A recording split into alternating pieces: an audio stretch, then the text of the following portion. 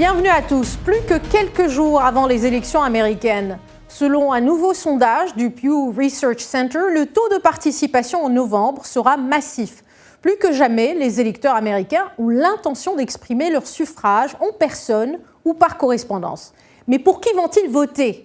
Même si les tendances de l'électorat américain sont plutôt évidentes de nos jours, elles étaient nuancées il y a à peine quelques années. Les temps ont changé pour les partis politiques et les électeurs qui les soutiennent. Abraham Lincoln a été le premier président américain élu sous les couleurs du Parti républicain. Il a dirigé le parti pendant la guerre civile et a préservé l'Union et a mis fin à l'esclavage. Après la guerre, les électeurs afro-américains, nouvellement émancipés, ont soutenu le Parti républicain qui était attaché aux droits civils pour les émanciper.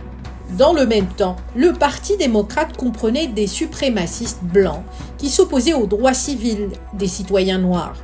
Au cours du XXe siècle, les choses ont commencé à changer.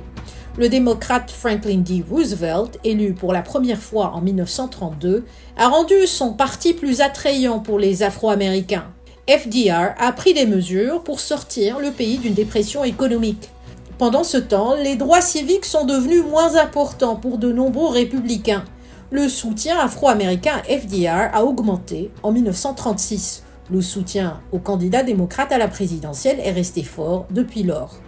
Un autre changement a commencé dans les années 60. La loi sur les droits civiques 1964 et la loi sur les droits de vote 1965 ont été adoptées avec le soutien des deux partis à la demande du président démocrate Lyndon Johnson.